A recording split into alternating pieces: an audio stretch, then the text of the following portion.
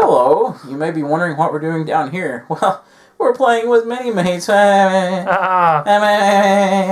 Yes, my friends, and watch this. Whee, I'm flying. Ooh. Okay, guys. No, we've not lost our heads. Punny. I am Jared. And this is Brandon.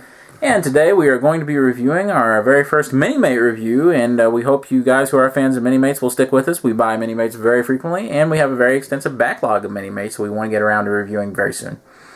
So, what are we reviewing today? Well, that is a simple one. It is the new 2-pack, Battle Damage Spider-Man and the Lizard. As you guys can see, it comes in this attractive packaging here that Minimates has done custom for the new movie. Very nice. And on the back, we get to see some of the others that are coming down the pipeline.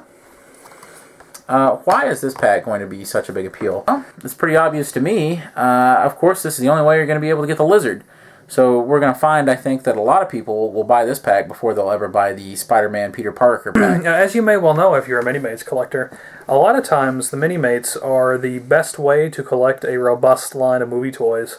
Sometimes for Marvel films, the only way, like say last year, X-Men First Class, the only toys available were Minimates.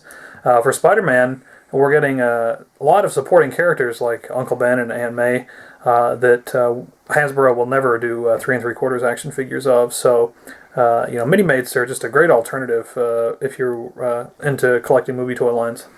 And of course, just look at the stylization of Minimates. They're irresistible. The way they're designed, I've always loved Minimates. Ever since the introductory packs of Daredevil, Spider-Man, and Ultimate characters came out, I've been hooked on the little things. I mean, they're just, they're very appealing. I think kids love them. I think adults love them. It's one of those things, it's one of the only things we review that is a true crossover. Mm-hmm. So without further ado, guys, let's take a look at Peter Parker and Dr. Kirk Connors. Alright guys, so now for a closer look at the Battle Damage Spider-Man vs. the Lizard Minimate 2-pack. So I'll start out by highlighting the main event himself, Spider-Man. As we can see, this Spider-Man has a fair bit of variance on the regular version, which I don't own yet, but you can see pretty easily on the internet or on the back of the package from earlier. Of course, we have a lot of battle damage and scuffing on the suit, and we even have scuffs on the face, and there's even a more serious facial expression compared to the regular Peter Parker. Looks a little more determined or like he's been beat up. On the back of the outfit, there's a few little scuffs, but not as much as the front. He also comes with this backpack piece, which may be carrying something important or vital to the end of the movie in it. And the mask itself is sort of beat up as well. Now, any of you all who are familiar with Minimates, and I'm sure most of you watching this video are, you know that you can take off this hairpiece and replace it with a mask. So, that being said, let's pull the hair off, and it does come off pretty easy. That's been a problem with Minimates in the past, that the hair would stick on too well, and then you'd never be able to change it, or a mask would stick on too well. Thankfully, that is not the case either way here. Let me go ahead and remove the backpack so we can get a basic Spider-Man look. And what you do is you first pop on the now bald Battle Damage Peter Parker head, and then we just pop on the mask. And of course, we have a basic Spider-Man. As for articulation, if you guys know Minimates, it is absolutely the same as it always has been, but it's worth noting that it's very articulated for those of you that don't. In and out on the shoulder here, up and down. There is a hinge at the elbow. The hands can rotate. There is a cut at the waist, so you can have them move that way. The head has a lot of great range up and down, so you can get a lot of attitude out of your Minimate. Up and down at the hips. A little bit of side to side, enough to do some poses. And then there's a bend at the knee, and of course, a cut at the feet. So overall, this Spider-Man Minimate is a beautiful little work of art. As we can see, from front to back, he's absolutely stupendous, and is definitely a must for your collection, as Spider-Man will surely look this way near the end of the film. Is he stupendous, or is he amazing? That's enough. Last time, I swear. Figure's amazing. Here's a closer look at the small mini backpack that Spider-Man carries with him.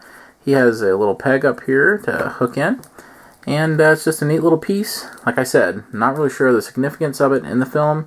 I'm guessing Spider-Man has to carry something into the final battle that's quite important.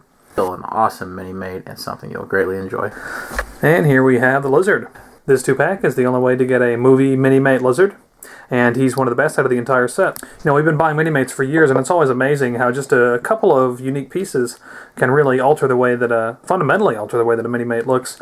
You can see that he has these alternate reptilian lower legs that curve around the back. He has a waist piece with a tail connected.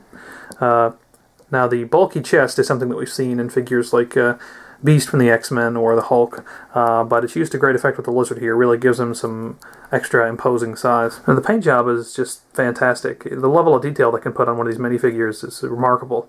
The scales are painted on very nicely, and all the muscle detail on the chest. And the face is just incredible. You know, you just don't see this amount of paint application on mass market figures. Articulation-wise, he's the same as Spider-Man and most other Minimates for that matter. He is missing cuts at the feet because he has unique lower legs, but he does have 2 additional points in the tail. It's jointed in 2 places. This is actually a separate piece in the package, and you have to plug it on yourself. Now, the Lizard doesn't include any accessories, but he has so many uniquely tooled pieces that it's understandable. Alright, fellows, that was our closer look, and we do mean close when we review Minimates. That was our closer look at Battle Damaged Spider-Man and the Lizard. The Gizzard? The Gizzard. This little pack of figures, you get a lot of bang for your buck for only about $8, depending on where you get them.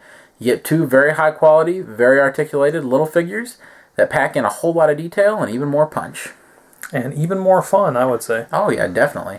With the little accessories you get here and the base stand, you know, you can't go wrong here. For kids or collectors, either one, they're going to absolutely love this set. So, you know, in conclusion, I love Minimates, and I always have. I hope that doesn't bias the review any, but I would definitely say this is one of the better sets of Minimates you can get right now. Definitely. Definitely 4.5 out of 5 stars. Yes, I agree. We got all kinds of different videos coming down the pipeline. We have custom showcases, we have NECA reviews, we have Mattel reviews, Hasbro reviews, you name it. Tons more Amazing Spider-Man stuff. Yes, all of it will be here as we anxiously await the film. So thank you guys. God bless you all. Take care. Subscribe. Lego, go eat your heart out.